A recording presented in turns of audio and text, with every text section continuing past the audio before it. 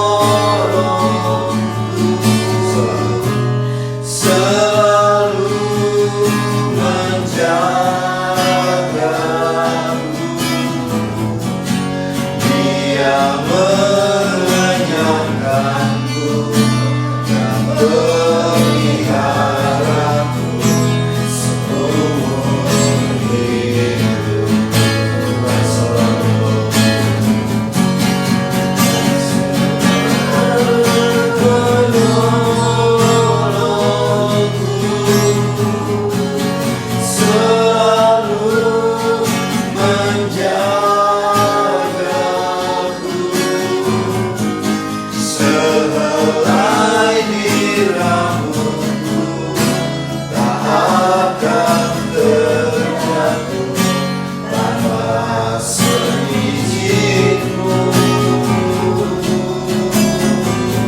Tuhan selalu menolongku, selalu menjagaku,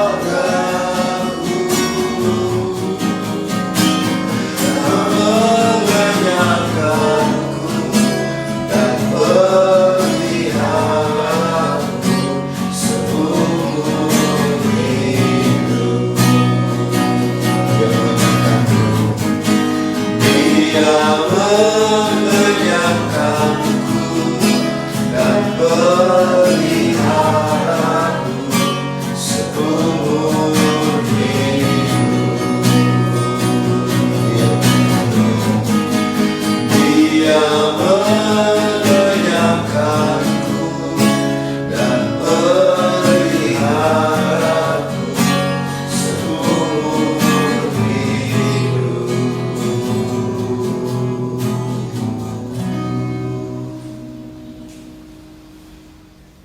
Bapak, Ibu, saudara-saudari, adik-adik yang dikasihi Tuhan, kini saatnya kita masuk dalam pemberitaan firman Tuhan. Sediakanlah pembacaan dari surat Rasul Paulus kepada Timotius yang terdapat di 1 Timotius pasal 4. Kita baca dari ayat 12 sampai 16. 1 Timotius pasal 4 dari ayat 12 sampai dengan ayat 16. Marilah kita memohon pimpinan Roh Kudus. Kita berdoa. Bapa Sorgawi, terima kasih untuk waktu dan kesempatan yang indah ini, di mana kami akan memberitakan dan mendengarkan firman Tuhan yang menjadi kekuatan, pedoman, bahkan berkat bagi kami. Mari Allah Roh Kudus, urapilah kami semuanya, baik hamba-Mu yang akan menyampaikan firman-Mu, dan juga kami semua yang mendengarkan, merenungkan, dan melakukannya. Berfirmanlah ya Tuhan, kami siap mendengarkan dan melaksanakannya. Di dalam nama Tuhan Yesus, Juru Selamat kami. Amin.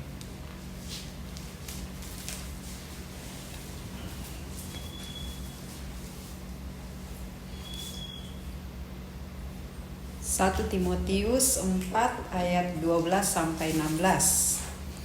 Jangan seorang pun menganggap engkau rendah karena engkau muda. Jadilah teladan bagi orang-orang percaya dalam perkataanmu, dalam tingkah lakumu, dalam kasihmu, dalam kesetiaanmu, dan dalam kemurnianmu. Sementara itu, sampai aku datang, bertekunlah dalam membaca kitab-kitab suci, dalam membangun dan mengajar. Jangan lalai dalam mempergunakan karunia yang ada padamu, yang telah diberikan kepadamu melalui nubuat dan dengan penumpangan tangan sidang penatua.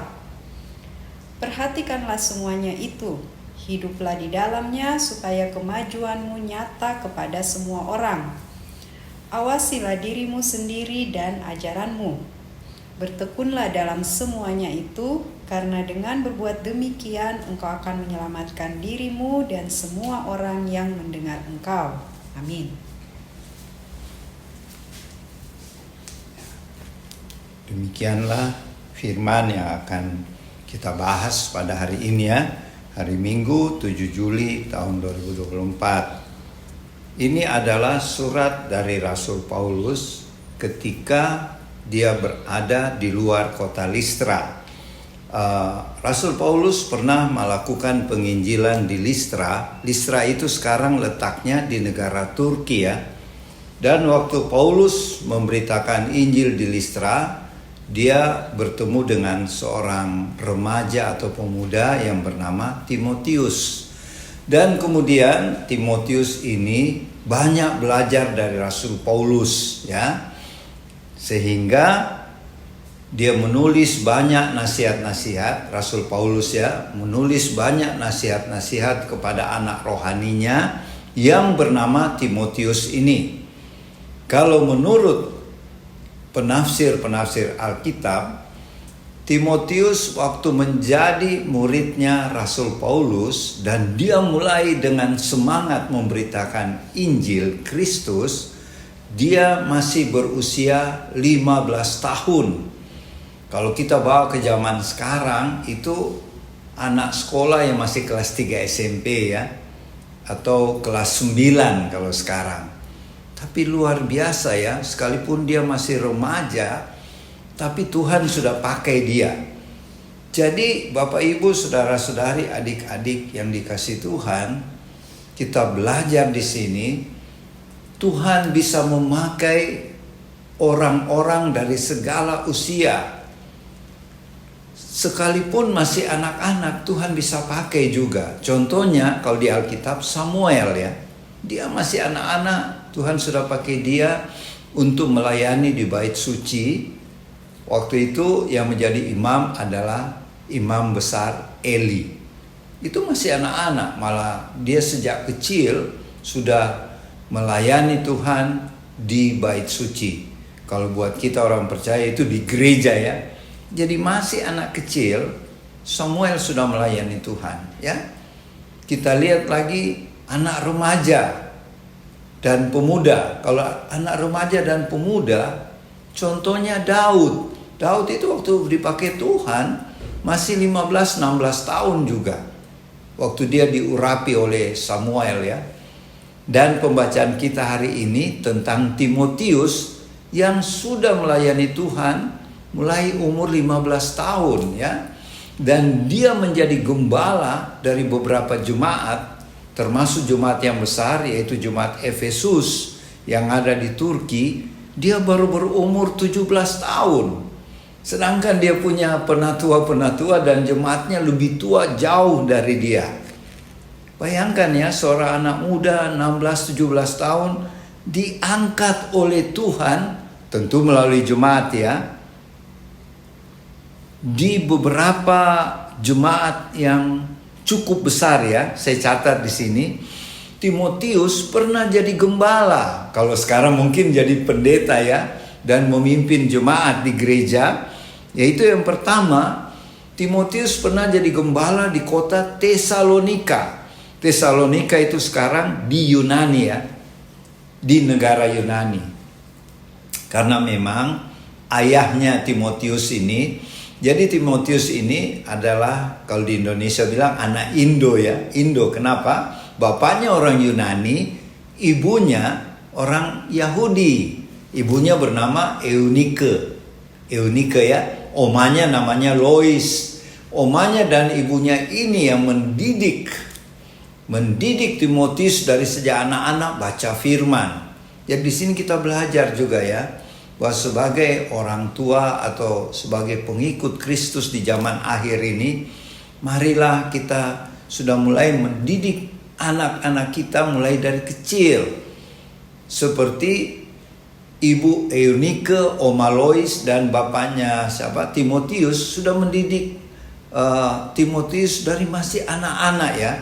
Sehingga ketika dia sudah remaja umur 15 tahun ketemu Rasul Paulus di kota Listra, di mana tempat tinggalnya Timotius ya. Ya sekarang saya ulangi, itu ada di negara Turki sekarang ya. Rasul Paulus melihat anak ini luar biasa, anak remaja ini, sehingga Rasul Paulus mendidik dia lebih jauh lagi. Dan salah satunya dia mengirim surat, karena pada waktu itu Rasul Paulus berada di satu penjara di kota Filipi ya. Jadi dia menulis surat buat anak rohaninya yang bernama Timotius yang tadi kita baca. Ada 2 suratnya buat Timotius ya. Surat pertama dan surat kedua ya. Yang kalau kita baca sekarang ini surat pertama. Di situ Rasul Paulus menasihatkan Timotius yang masih 16 tahun itu, supaya jangan dia dianggap rendah karena masih muda ya. Itu Rasul Paulus kasih semangatnya Timotius bangkit ya. Karena dia sebagai anak muda, anak remaja memimpin jemaatnya yang tua-tua, tentu dia mungkin agak minder mungkin ya. Makanya Rasul Paulus menasihatkan dia, berkelakuan baiklah, kamu punya karakter yang kuat, sehingga orang tidak anggap rendah kamu atau pandang enteng sama kamu karena kamu masih muda.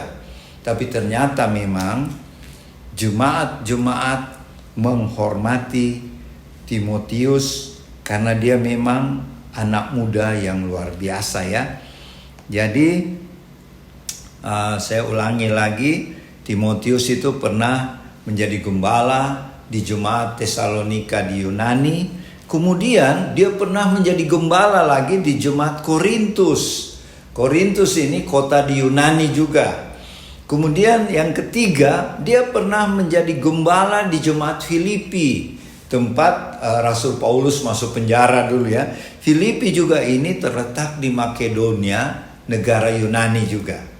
Jadi dia menjadi gembala di 3 kota itu, 3 jemaat itu di Yunani. Kemudian ada lagi Timotius di jemaat keempat, dia menjadi gembala juga di situ di jemaat Berea, namanya jemaat Berea ya. Kemudian yang terakhir dia menjadi gembala di Turki, di jemaat Efesus. Luar biasa ya, dalam umur sekitar 16-17 tahun dia sudah jadi gembala 5 jemaat besar di perjanjian baru ya. Luar biasa ya. Di sini kita bisa belajar, kalau kita sungguh-sungguh mau melayani Tuhan, Tuhan yang melengkapi kita dengan kuasa hikmat Roh Kudus yang ada pada kita, dan kita juga akan dibimbing oleh hamba-hamba Tuhan yang lebih senior.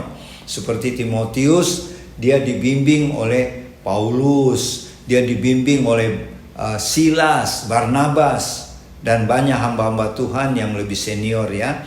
Sehingga dia bertugas sebagai penginjil, memberitakan Injil Kristus, kalau sekarang sebagai evangelis, dan tugasnya yang kedua sebagai gembala, dia lakukan itu dengan berhasil. Sehingga nama Tuhan Yesus dipuji, ditinggikan, dan dimuliakan. Jadi apa yang kita bisa dapat maknanya, pelajaran dari kisah Timotius ini? Yang pertama, Tuhan memakai siapa saja, tidak melihat usianya. Jadi terutama anak-anak muda ya, jangan merasa, wah saya tidak punya apa-apa. Timotius juga tidak punya apa-apa, tapi dia punya niat dan motivasi yang menyala-nyala untuk melayani Raja di atas segala raja, yaitu Tuhan Yesus ya. Dan Tuhan menyediakan semua hamba-hamba Tuhan untuk mendidik dia, terutama Allah Roh Kudus yang berdiam di dalam Timotius ya. Jadi pertama, marilah kita lihat di sini, kalau Tuhan mau memakai kita, baik kita masih anak-anak, remaja, pemuda, orang dewasa atau usia lanjut. Kalau usia lanjut, sudah lansia, kita lihat Musa. Musa itu dia dipanggil Tuhan untuk melayani pada usia 80 tahun, sudah tua ya. Tapi Musa dengan semangatnya dia tetap melayani Tuhan ya. Dan juga kita lihat Kaleb. Kaleb waktu dia mau merebut itu daerah di Kanaan itu, dia sudah umur 85 tahun. Kalau zaman sekarang sudah kakek-kakek dia, tapi dia dengan gagah perkasa menaklukkan daerah tanah Filistin ya, seperti dia masih muda saja. Itu Kaleb. Jadi marilah, kalau kita sungguh-sungguh mau melayani Tuhan, Tuhan akan memakai kita dengan luar biasa, dan banyak mujizat-mujizat akan terjadi. Dan lewat pelayanan Timotius, pertama dia masih muda, kedua banyak mujizat-mujizat juga dia lakukan. Dia menumpangkan tangan, banyak orang sembuh. Bahkan banyak mujizat-mujizat yang dibuat oleh Timotius meskipun dia masih muda ya. Masih 15, 16, 17 tahun dia sudah dahsyatnya melayani Tuhan. Marilah kita meneladani hamba-hamba Tuhan, tokoh-tokoh di Alkitab, untuk menjadi penyemangat kita, untuk membuat kita tetap memiliki roh yang menyala-nyala untuk melayani Tuhan Yesus, untuk menjalankan amanat agung Tuhan Yesus. Ya, jadi seperti beberapa hari yang lalu Jemaat GBI Gatsu dan seluruh cabang-cabangnya dan bersama dengan hamba-hamba Tuhan dan jemaat dari negara-negara lain pada tanggal 3, 4, 5 Juli 2024 yang baru beberapa hari yang lalu menyelenggarakan ibadah revival yang disebut Everyone Asia, ya. Ini merupakan gabungan dari Empower 21 dengan Everyone Asia sendiri. Dan di situ terjadi banyak hal-hal mujizat, ya, dan banyak anak-anak muda pasti bangkit menjadi penginjil-penginjil seperti Timotius di akhir zaman ini. Demikianlah firman Tuhan yang bisa saya sampaikan. Semoga menjadi berkat dan penyemangat bagi kita untuk melaksanakan amanat agung Tuhan Yesus. Nanti Oma Palar yang akan menambahkan atau menyempurnakan firman Tuhan, penyampaian firman Tuhan pada saat ini. Kiranya Tuhan Yesus memberkati. Shalom. Selamat siang Bapak Ibu, saudara-saudari, teman-teman warot di rumah. Kita jumpa lagi pada siang ini. Saya menambahkan apa yang Opa terangkan tadi, jelaskan, tapi saya ambil dari sisi kehidupan kita pada zaman akhir ini. Seorang Timotius yang sangat menonjol pada pembacaan kita adalah Timotius adalah anak muda. Bagaimana kehidupan anak muda pada zaman itu? Ya, bagaimana dengan anak muda zaman sekarang? Itulah perbandingan. Apakah di zaman sekarang ini ada anak muda yang seperti Timotius? Kalau membaca firman hari ini, kisah Timotius, kita bawa kepada zaman kita, zaman akhir yang merupakan tantangan begitu banyak. Saya merenungkan bahwa Timotius pada zaman akhir ini ada begitu banyak. Tetapi kembali pada dasarnya adalah pilihan. Hal ini kita membicarakan khususnya anak-anak Tuhan. Anak-anak Tuhan yang membawa pesan pekerjaan rumah yang Tuhan sudah berikan pada kita, anak-anak Tuhan. Yang kita bicarakan pada siang ini adalah anak-anak muda. Seorang Timotius yang umurnya muda, masih muda. Dikatakan janganlah orang menganggap engkau rendah karena engkau muda. Perkataan ini, janganlah orang menganggap engkau rendah karena engkau muda. Memang kita sebagai manusia, khususnya anak-anak Tuhan, ya, kalau melihat anak muda, karena mudanya kadang-kadang kita menilai bahwa kehidupan mereka kurang pengalaman, ya, kurang pengalaman dalam hal apapun. Saya coba merenungkan Timotius ini, ya. Kita menilai dia dari sisi apa? Kalau sisi manusia, muda kurang pengalaman, belum pengalaman, karena masalah kehidupan belum lengkap, belum banyak dia alami sebagai anak muda. Tetapi tantangan pembacaan siang ini, kenapa kehidupannya sudah membawa orang lain pada kehidupan yang benar. Tantangan ini yang kita baca pada siang ini, tantangan seorang muda. Pertanyaan bagi kita, di mana pengalaman anak muda secara umum bisa mendapatkan seperti anak muda Timotius. Dilihat secara jasmani dunia. Tetapi secara Tuhan yang kita baca pada siang ini, itu banyak pertanyaan. Kenapa seorang Timotius yang masih muda bisa membawa orang lain melihat kehidupan ini lebih dari apa yang mereka miliki di umur mereka? Karena di sini Timotius dalam pembacaan bisa membawa orang dalam hal orang yang lebih umur, sampai ada perkataan tadi, jangan seorang pun menganggap engkau rendah karena engkau anak muda. Di Alkitab pun mengatakan anak muda tidak punya apa-apa pengetahuan, mau masuk di hal-hal yang lebih tinggi yang harus diduduki oleh orang-orang yang berpengalaman. Kadang-kadang dunia melihat kamu tidak apa-apa, dianggap rendah. Tapi kenapa ini masuk di dalam buku penuntun kita, yaitu Alkitab? Kita melihat Timotius di mata dunia atau mata Tuhan. Di mata Tuhan demikian, di mata dunia demikian. Jangan orang melihat orang melihat engkau dianggap rendah karena engkau muda. Tapi kembali kita lihat di sisi Tuhan rohani. Tidak sesuai yang umur Timotius mendapatkan apa yang dia miliki.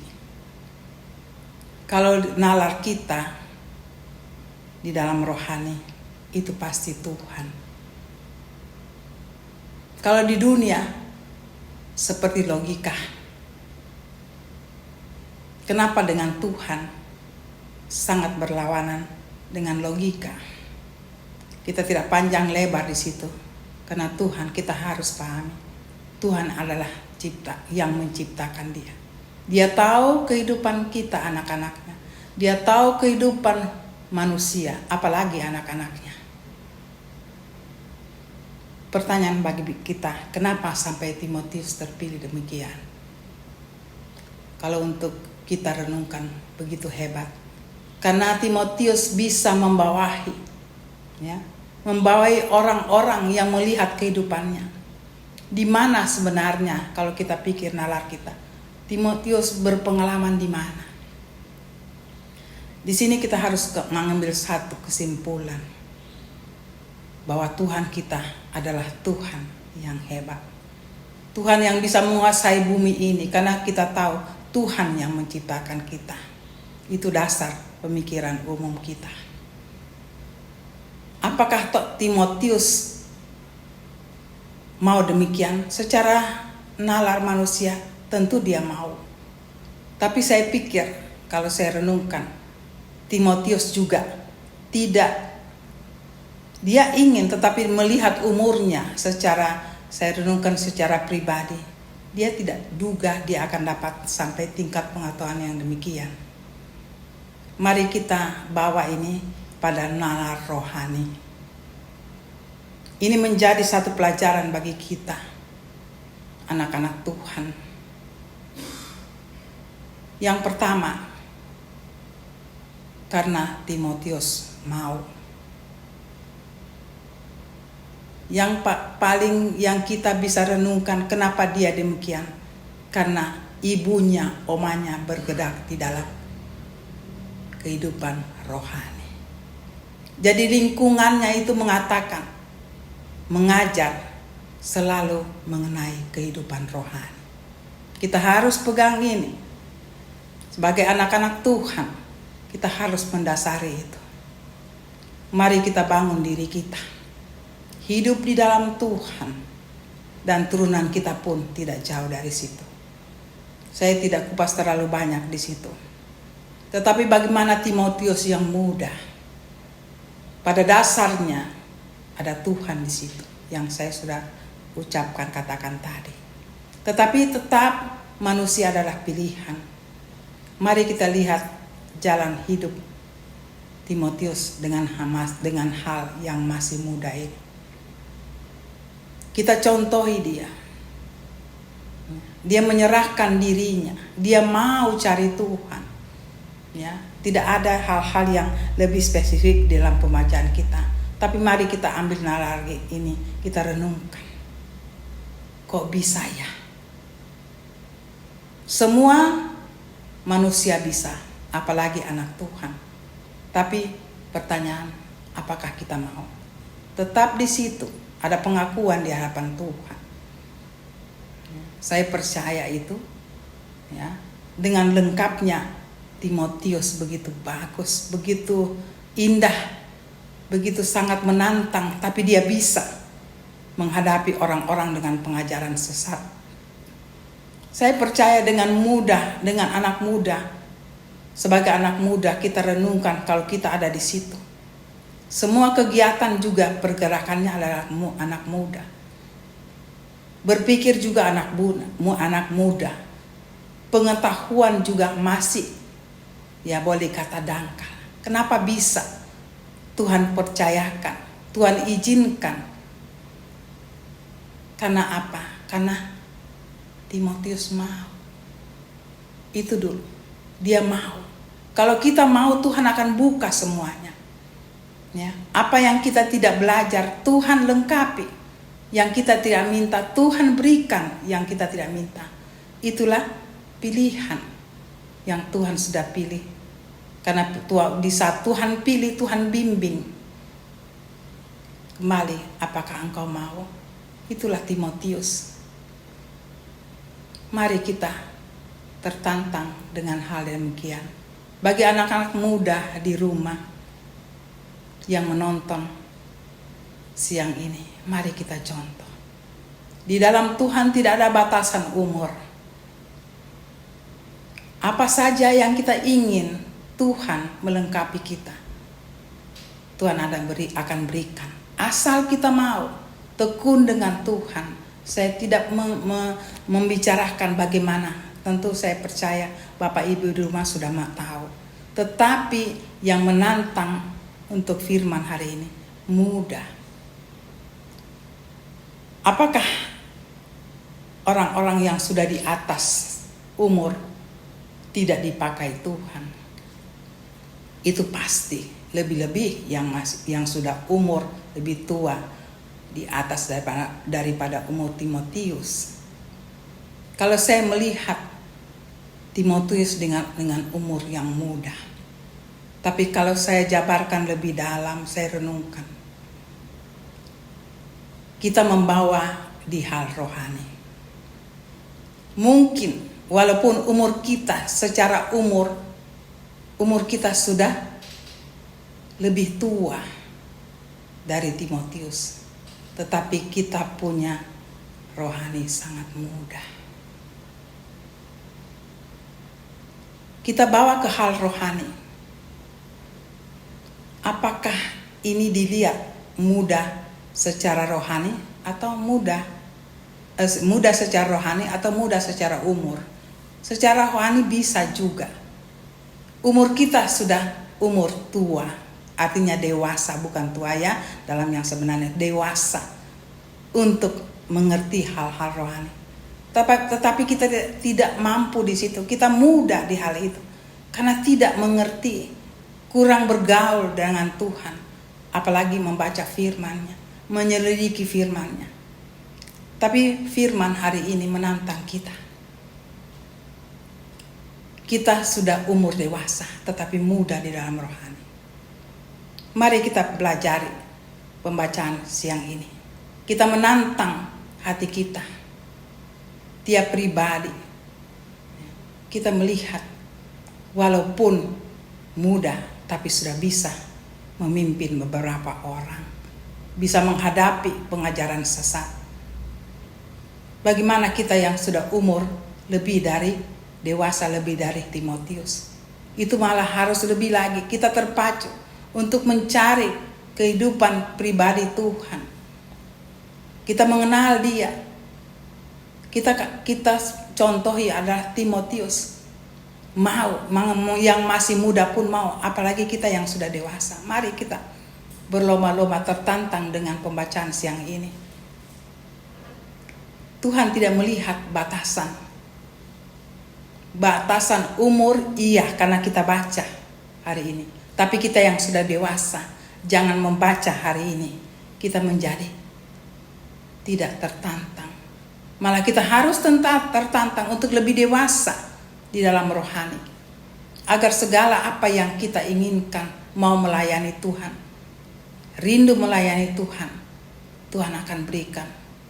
Karena kita sudah cukup dewasa untuk mengerti hal-hal dalam kita mempelajari firman Tuhan. Jangan orang melihat kita menganggap enteng. Mungkin kita dewasa, di saat kita mempelajari firman, kita mau merubah hidup kita, orang lain akan melihat, kok bisa ya? Mungkin kita tadi orang yang, saya tidak bilang terpuruk ya, mungkin yang kita biasa-biasa, tiba-tiba oleh pengasihan Tuhan, karunia Tuhan, kita sudah bisa duduk. Tiba-tiba, kok si A ini yang tadinya biasa, sekarang dia begitu hebat ya. Hebat seperti Timotius. Itu yang menjadi dasar. Apakah dengan pembacaan hari ini kita tertantang? Kita tertantang dengan rohani kita. Apa yang kita baca pada siang ini? Katakan, Tuhan, aku mau, walaupun umurku dewasa, masih muda di dalam rohani, aku mau seperti Timotius, bahwa aku lebih dan lebih lagi. Ya. Pembacaan Timotius itu contoh. Walaupun muda, walaupun kita tidak punya pengetahuan ya mengenai kehidupan Tuhan, tetapi kalau kita mau, Tuhan akan sambut Bapak Ibu. Ya.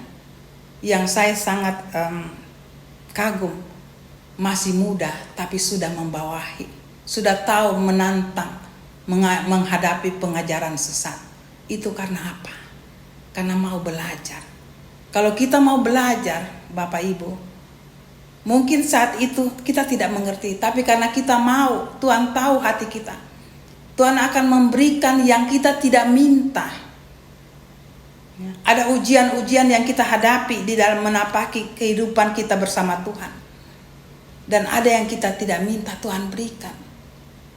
Seperti Timotius kita baca. Begitu hebat dia.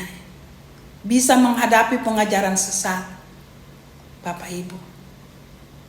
Setelah kita membaca firman hari ini, kita tinggal ambil contoh. Jangan kita baca untuk kagumnya. Boleh kita kagum, tetapi untuk mengajar diri kita. Untuk lebih dekat kepada Tuhan. Karena ada hal-hal yang kita kagum secara mudah, tetapi kita melihat yang lebih dalam, pengetahuannya hanya bisa tingkat ABC mengenai Tuhan. Tetapi dia bisa lebih tinggi dari itu, yang menjadi tantangan. Dia bisa menghadapi pengajaran sesat. Dari mana dia tahu? Saya percaya di situ Roh Kudus bekerja luar biasa. Karena zaman itu, zaman yang Roh Kudus baru memperlihatkan dirinya. Ya, bagaimana mau menyatakan kepada kepada generasi zaman itu. Saya tidak kupas bagaimana waktu itu bangsa Israel. Itu mula-mula yang menjadi titik tolak Roh Kudus bekerja sampai hari ini. Kisah itu begitu banyak kisah mengenai rasul-rasul. Ya, di situ banyak, mulai dari muda sampai orang yang betul-betul tidak, yang sangat terpuruk kehidupannya, sampai yang paling tinggi. Di situ Roh Kudus bergeraknya luar biasa. Karena Tuhan sudah tahu peristiwa zaman itu, waktu Roh Kudus baru datang, itu mau dibukukan. Jadi Bapak Ibu, teman-teman di rumah, Tuhan yang mengatur kehidupan kita, utamanya anak-anak Tuhan. Karena Tuhan mau anak-anak Tuhan itu sangat berfungsi. Jadikanlah seluruh bangsa adalah muridku. Ini siang ini menjadi tantangan. Tuhan pakai aku seperti Timotius. Aku mau lebih dan lebih. Jangan berpikir, aku sudah dewasa, sudah tua. Mungkin tidak bisa lagi. Tidak ada di mana kekuatan. Mau belajar pun sudah setengah mati. Bapak Ibu, saya mau katakan, jangan kita menganggap diri kita demikian. Pengalaman pelayanan kami, pengalaman pribadi kami, ya. Sekolah itu Tuhan yang bawa. Tetapi untuk sekolah tidak cukup, karena sekolah kita bisa mempengaruhi dunia ini. Sekolah itu, kalau untuk saya, sekolah itu menjadi arahan. Tuhan izinkan. Tapi bagaimana pertanyaan orang yang tidak sekolah?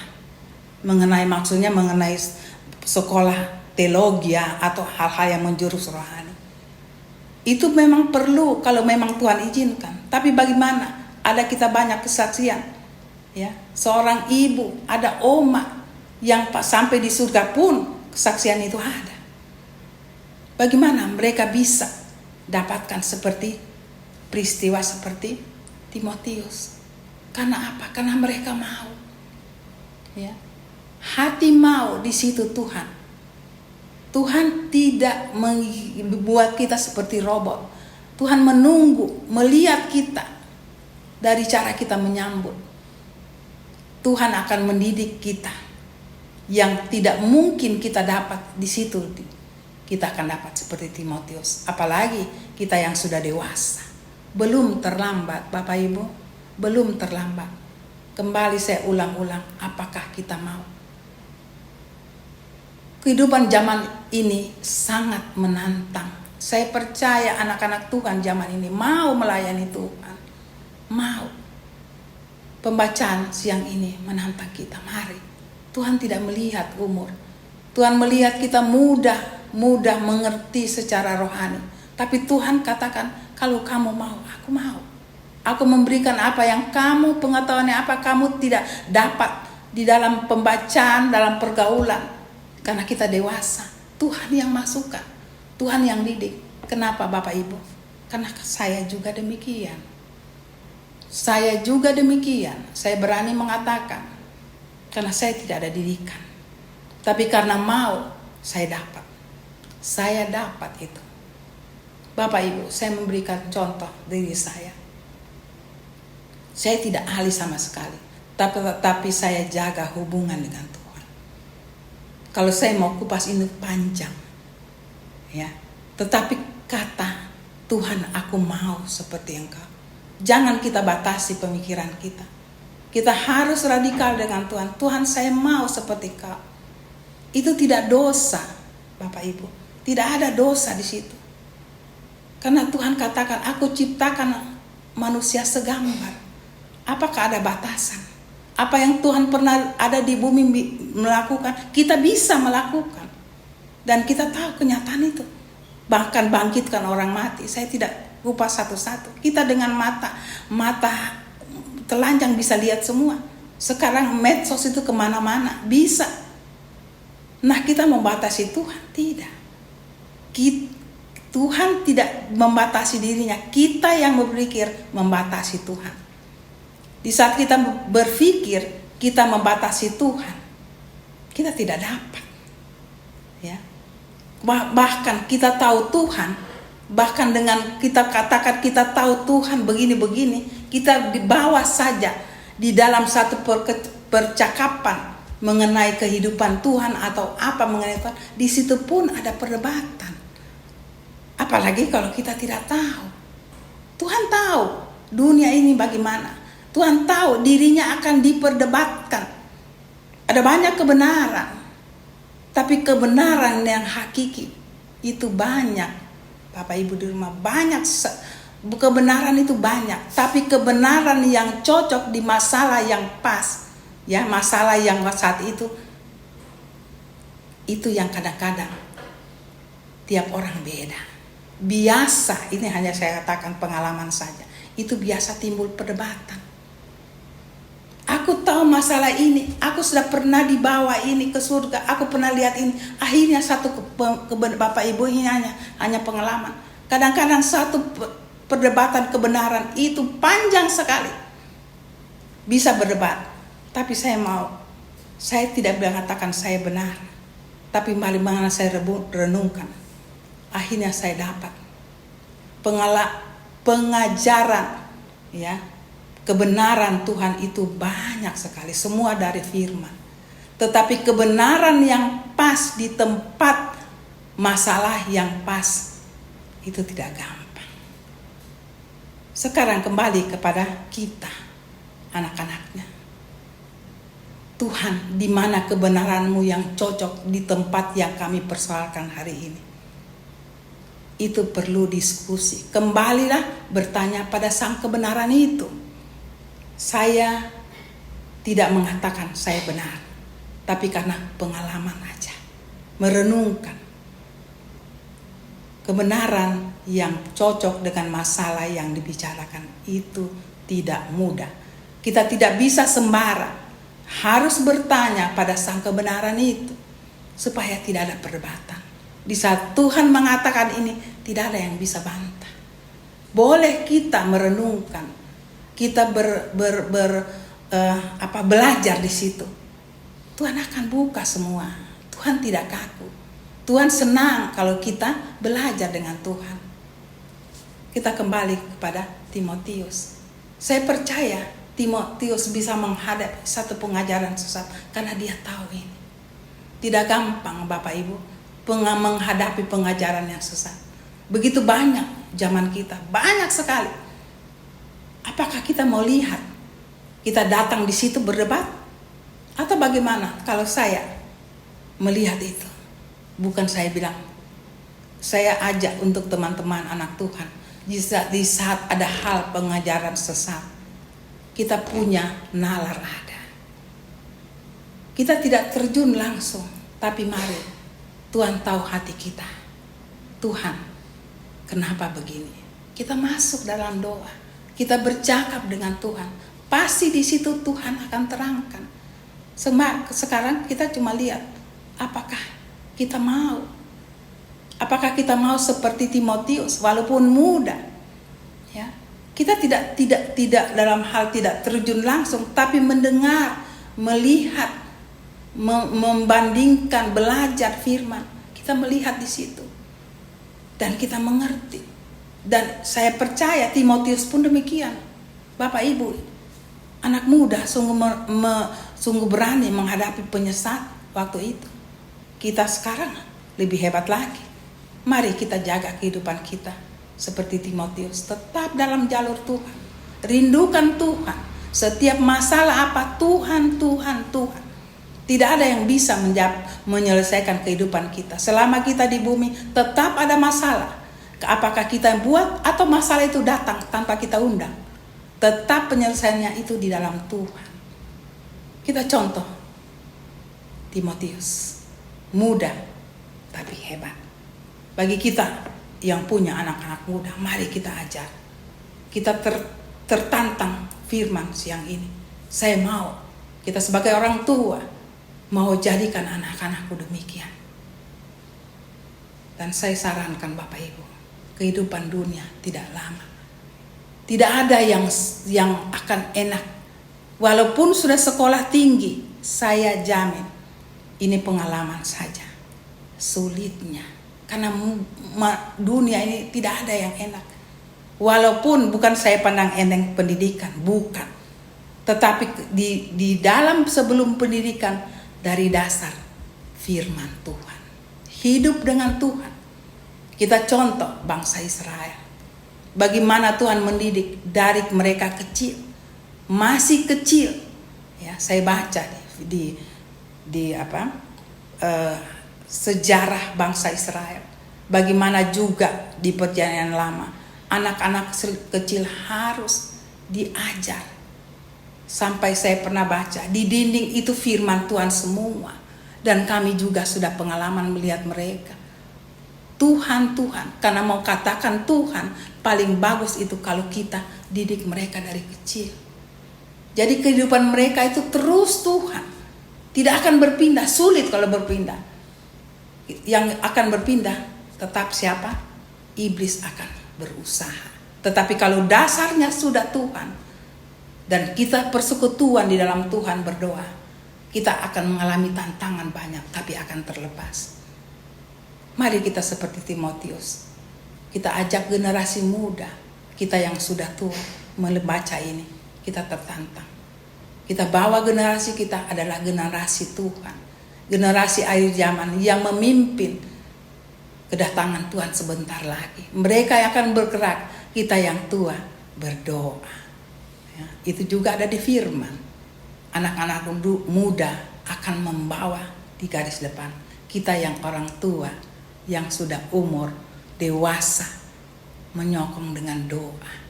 Doa untuk menjaga kehidupan kami semua, mereka semua, untuk hidup tetap dalam jalur Tuhan. Bapak Ibu, mari kita seperti Timotius, walaupun masih muda, tetapi bisa menghadapi tantangan-tantangan zaman waktu itu. Tantangan yang dilakukan oleh orang yang sudah dewasa rohani, sudah dewasa di dalam kehidupan. Tapi kita contoh adalah bagaimana kehidupan Timotius, kehidupan di dalam Tuhan. Ada batas secara dunia, tetapi di dalam Tuhan tidak ada batas. Dia kehidupan adalah kehidupan Tuhan yang tidak dia duga bisa mendapatkan kehidupan yang seperti dewasa. Itulah nalar-nalar kita dengan Tuhan. Itulah sungguh hal yang mengherankan. Tetapi Timotius, kalau kita baca, tidak mengherankan. Karena apa? Karena dia hidup di dalam Tuhan. Apa yang kita terbatas, Tuhan di dalam Tuhan tidak ada batas. Umur, tua atau muda, tetap tidak ada batasan di dalam umur. Sebenarnya di dalam Tuhan tidak ada umur. Apakah kita mau? Mari kita seperti Timotius. Hidup lebih dekat dengan Tuhan. Lebih bersemangat. Apapun dihadapi, semua Tuhan. Itu menjadi contoh bagi kita generasi sekarang. Apapun dunia bisa hancur, tetapi dalam Tuhan kita hidup akan stabil dan bahkan lebih lagi. Untuk apa? Untuk kita menguasai dunia ini. Karena dunia ini adalah milik kita yang Tuhan sudah kalahkan di kayu salib. Mari kita mencontohi Timotius. Jadilah kehidupan pribadi sebagai Timotius yang hidup di dalam Tuhan dan bisa mempengaruhi kehidupan di sekeliling kita, terutama menghadapi roh-roh tantangan zaman itu. Ini adalah penyesat-penyesat yang mau menghancuri kehidupan kita. Terima kasih, hanya itu yang saya bisa bawa untuk menjelaskan bagaimana pribadi Timotius menjadi contoh kehidupan kita pada akhir zaman ini. Kiranya Bapak Ibu tertantang melihat kehidupan Timotius adalah menjadi kehidupan kita sebagai anak-anak Tuhan yang beda, menampakkan perbedaan dengan dunia ini. Sampai di situ saja pembacaan firman pada siang ini. Kiranya Tuhan akan memberikan sesuatu yang lebih lagi di saat Bapak Ibu mendengarkan firman ini. Tuhan akan menambahkan pengertian yang lebih dalam lagi. Terima kasih. Hanya itu yang saya bisa bawakan. Tuhan memberkati sampai kita ketemu lagi di minggu depan. Maranatha. Amin. Bapak Ibu, saudara-saudari, adik-adik yang dikasihi Tuhan, setelah pemberitaan firman Tuhan tadi tentang seorang penginjil dan gembala yang masih muda yang bernama Timotius, kini saatnya kita akan melakukan perintah Tuhan Yesus, yaitu perjamuan kudus. Sediakanlah roti dan anggur sekarang, dan marilah kita berdoa meminta pimpinan Tuhan Yesus. Ya Bapa Surgawi, terima kasih buat firman-Mu yang kami sudah dengarkan tadi. Jadikanlah kami seperti Timotius yang meskipun masih muda, tetapi dia sudah mau melayani Tuhan dengan sepenuh hatinya. Dan saat ini Bapa, kami akan melakukan perintah-Mu, yaitu perjamuan kudus. Berkatilah, kuduskanlah roti, anggur, ataupun biskuit, sirup, teh yang disediakan oleh Bapak Ibu, saudara-saudari, adik-adik di tempat tinggal masing-masing maupun kami yang berada di Sentul City. Dan jadilah kiranya perjamuan kudus pada malam ini, pada hari ini, Minggu 7 Juli 2024, di dalam nama Tuhan Yesus. Amin.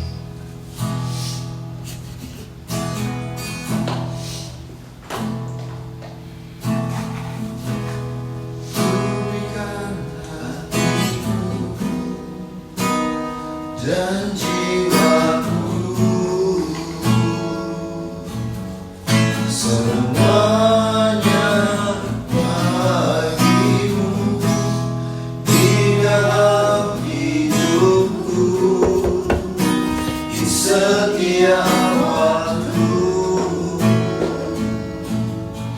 nyatakan jalanmu, pulihkan hatiku dan jiwaku, semuanya bagimu, di dalam hidupku, di setiap waktu, nyatakan jalanmu. Kalau di hosti atau roti perjamuan kudus ini ada firman, silahkan dibaca. Dan itu adalah merupakan pesan Tuhan bagi tiap-tiap pribadi dan secara keseluruhan buat semua keluarga Mahlot Ministry. Silahkan dibaca. Yesaya 41 ayat 10a. Janganlah takut sebab aku menyertai engkau, janganlah bimbang sebab aku ini Allah. Mazmur 121 ayat 3, Ia takkan membiarkan kakimu goyah, penjagamu tidak akan terlelap. Masuk yang 1, 2, tempat firman-Ku dan Ku pertahanku Allahku yang kupercaya. Roma 10 ayat 17. Jadi iman timbul dari pendengaran, dan pendengaran oleh firman Kristus. Jadi pesan secara keseluruhan buat keluarga Mahlot Ministry, pertama, kita jangan takut ya, jangan gentar, karena Tuhan janjikan kepada Nabi Yesaya bahwa Tuhan akan menyertai, menolong, dan melindungi kita. Sebenarnya pesan itu ditujukan oleh Tuhan melalui Nabi Yesaya buat bangsa Israel ya, yang saat itu masih di pembuangan di Babel ya, di Babilonia, kalau sekarang bilang Babilonia. Dan kemudian firman Tuhan berikutnya bahwa Dia tidak akan membiarkan kita goyah ya, yang gitu ya itu. Jadi selain kita jangan takut sekalipun di masa pembuangan seperti bangsa Israel, kalau kita sekarang bukan dalam masa pembuangan tetapi dalam banyak pergumulan, masalah yang dihadapi, Tuhan pasti menolong kita. Jadi kita tidak perlu takut, oleh sebab itu kita tidak akan goyah ya. Terus Soma punya tadi ya? Tempat perlindunganku. Ya, karena yang berjanji itu adalah Tuhan Yesus yang menjadi tempat kubu pertahanan perlindungan kita dari serangan apa saja ya. Jadi mari Bapak Ibu saudara-saudari, adik-adik, kita tetap maju terus menghadapi setiap tantangan kehidupan, pencobaan, tetapi jangan lupa selalu baca firman Tuhan. Sebab ketika kita membaca Alkitab, firman Tuhan, iman kita akan timbul sehingga kita makin kokoh, makin teguh, tidak mudah goyah ya. Itulah pesan Tuhan pada hari ini dan di sepanjang minggu yang berjalan nanti, yaitu tanggal 7 Juli tahun 2024. Mari kita angkat roti perjamuan kudus. Dan firman Tuhan berkata di Injil Lukas pasal 22 ayat 19 dan 20, bunyinya, lalu Tuhan Yesus mengambil roti, mengucap syukur, memecah-mecahkannya dan memberikannya kepada murid-muridnya. Kata Tuhan, inilah tubuhku yang diserahkan bagi kamu, perbuatlah ini menjadi peringatan akan aku. Mari kita ucapkan dengan iman, inilah tubuh anak domba Allah yang telah berkorban di kayu salib di bukit Golgota untuk menebus hidup kami, sehingga kami memperoleh hidup yang kekal, keselamatan. Kami terima di dalam nama Tuhan Yesus. Silakan makan dalam nama Tuhan.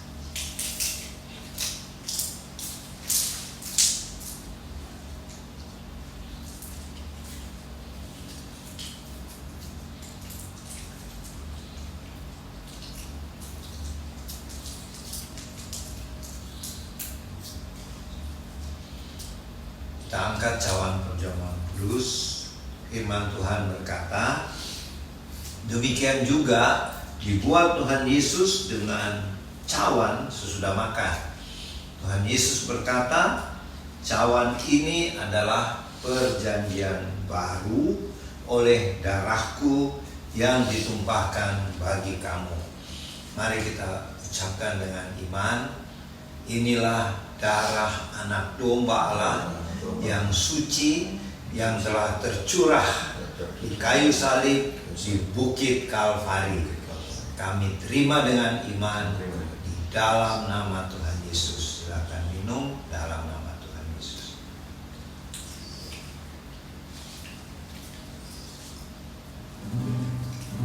Marilah kita bersyukur sambil memuji Tuhan.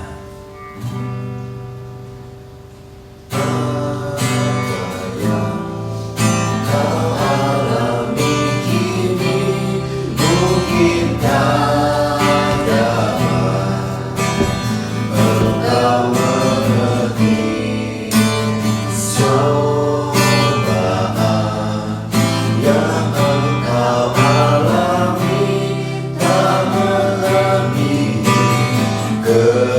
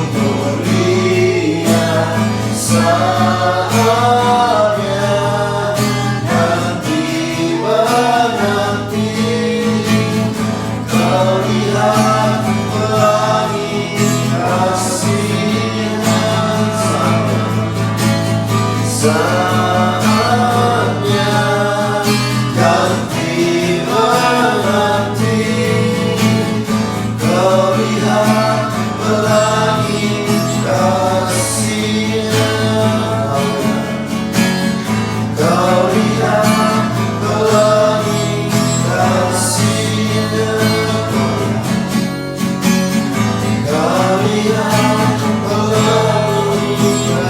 kasih-Nya.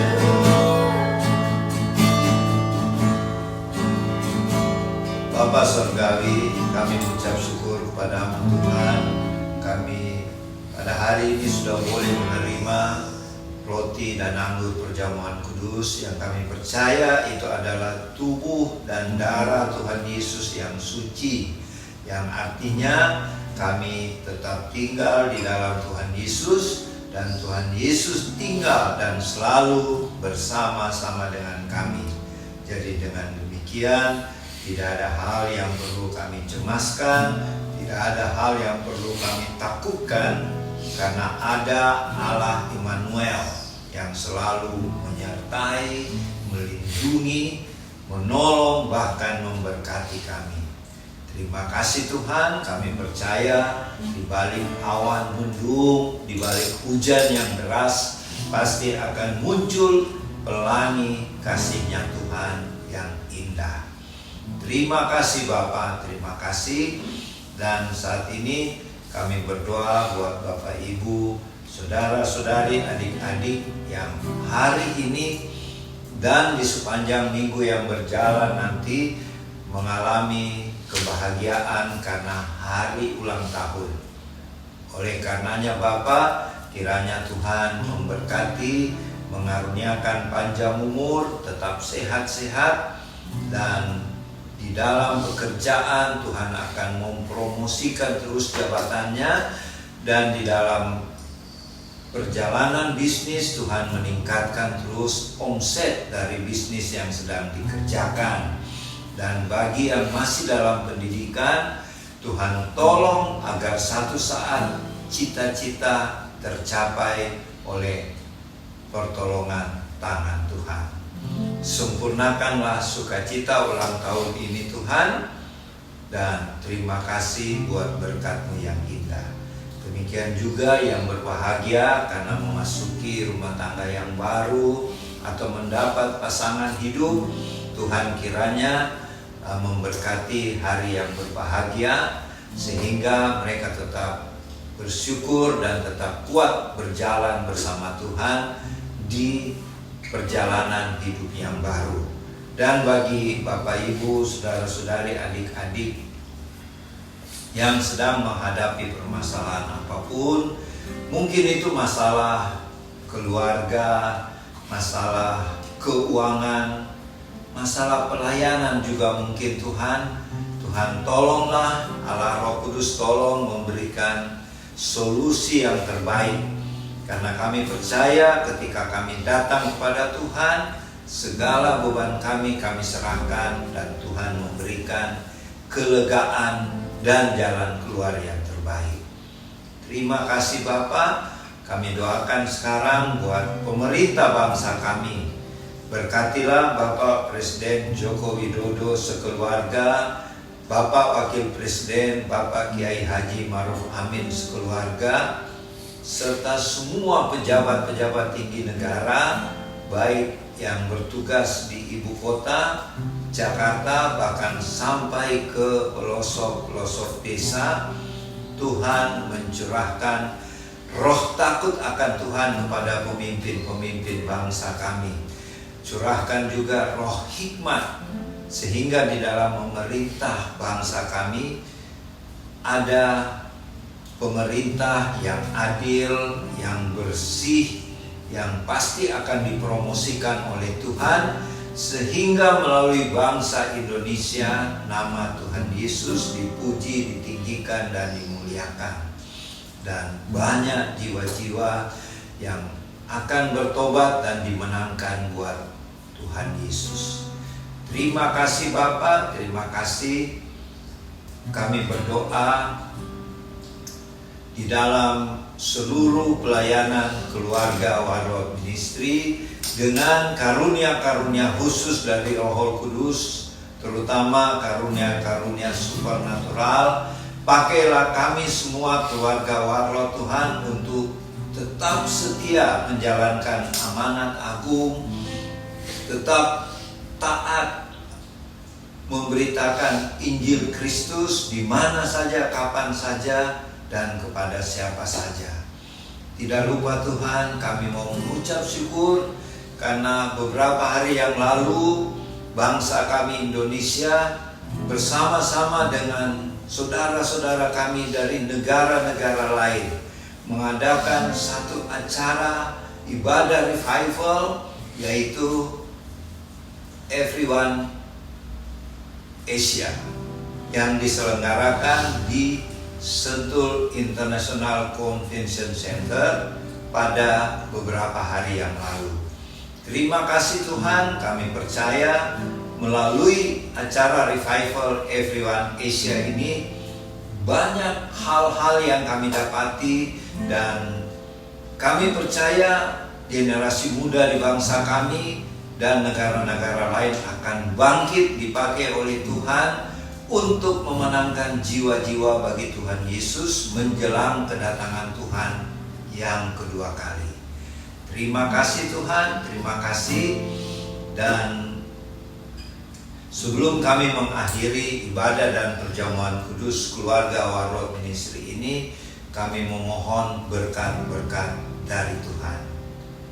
Kiranya berkat-berkat dari Allah Bapa Sorgawi yang berlimpah-limpah, kasih karunia Tuhan Yesus Kristus Juru Selamat kami, dan persekutuan dengan Allah Roh Kudus menyertai Bapak Ibu, saudara-saudari, adik-adik bersama keluarga, dan juga menyertai kami yang ada di Sentul City.